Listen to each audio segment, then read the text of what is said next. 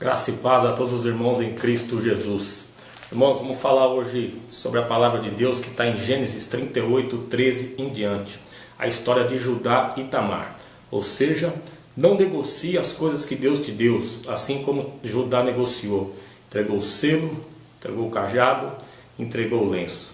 Não façamos como Judá, irmãos. Não entregamos de mãos beijadas a meretriz, ao ímpio, ao gentil, tudo que Deus nos deu. Olha o que a Bíblia diz em Gênesis 13 em diante.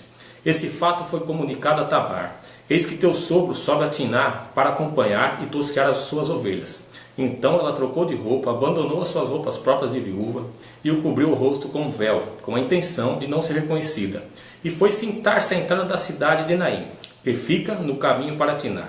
Ela agiu dessa maneira porque percebeu que, embora Selá já tivesse se tornado adulto, ela ainda não lhe tinha sido oferecida em casamento. Assim que avisou Judá, pensou que fosse uma prostituta, pois ela havia ocultado seu rosto. Não percebendo que se tratava de sua nora, dirigiu-se ela à beira da estrada e a convidou. Vem, deixa-me possuir-te, porquanto não podia imaginar que aquela mulher fosse sua própria nora. E a mulher indagou, que me darás para coabitares comigo? Ao que ele replicou, eu te mandarei um cabrito do meu rebanho. Todavia ela retrucou, sim, se me deres um penhor de garantia até que o mandes. E ele questionou, ora, que garantia queres que te deixe? E a mulher prontamente lhe pediu, o teu selo com o teu cordão e o cajado que seguras. Então Judá o entregou os objetos solicitados e seguiu-a com ela.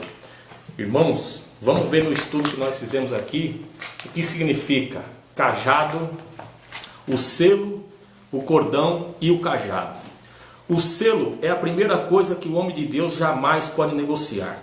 O selo, nos termos bíblicos, era uma marca que identificava a posse ou direito que o dono exercia sobre determinada coisa selada ou marcada. O Senhor conhece os que são seus por meio de um selo, segundo Timóteo 2,19. Em nossos dias, o selo é a marca de qualidade que identifica o produto ou a autenticidade de uma assinatura. O selo nos transmite a ideia de inviabilidade, proteção e segurança. O selo espiritual é a garantia que temos da marca do Espírito Santo em nossa vida e de que o inimigo de nossa alma jamais conseguirá romper este selo. Efésios 4:30. O Senhor guardará a sua vinda e jamais deixará que Satanás rompa o seu lacre espiritual. 1 João 5,18. Em 2 Coríntios 1, 21 e 22, Paulo afirma, mas o que nos confirma convosco em Cristo é o que nos ungiu, e Deus, o qual também nos selou e nos deu o penhor do Espírito em nossos corações.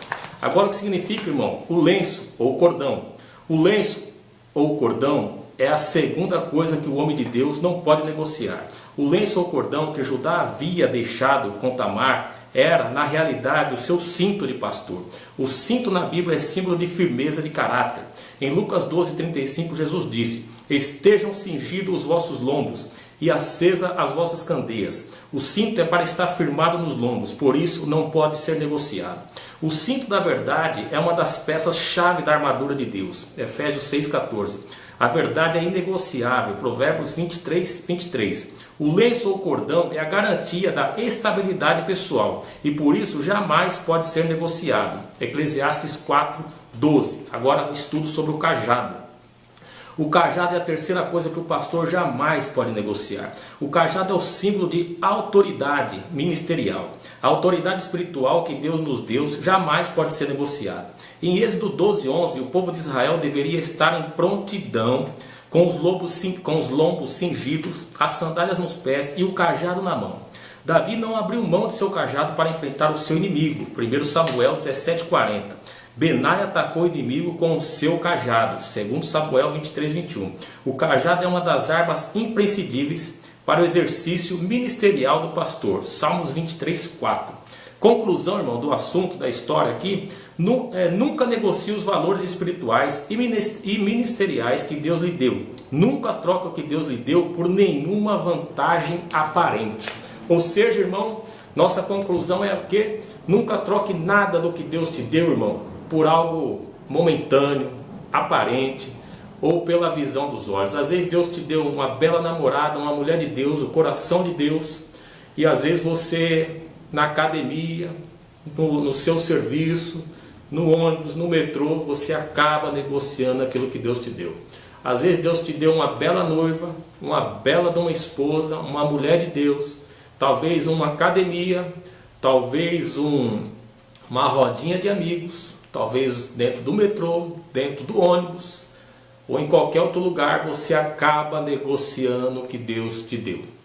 Às vezes a gente perde, irmão, que Deus nos dá por causa disso, por causa de uma prostituta, por causa de uma meretriz.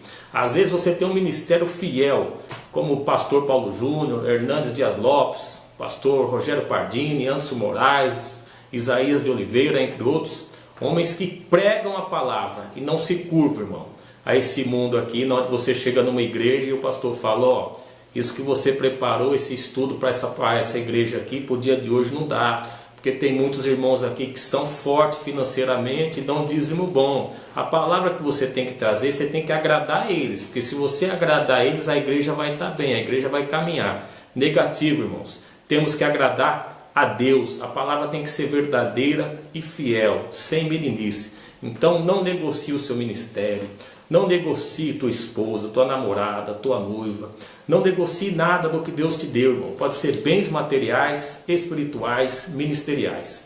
Então temos que estar ali, ó, firme na palavra de Deus, firme na Bíblia, firme na oração, para não negociarmos. Porque isso, irmão, que aconteceu com Judá, acontece com todos nós.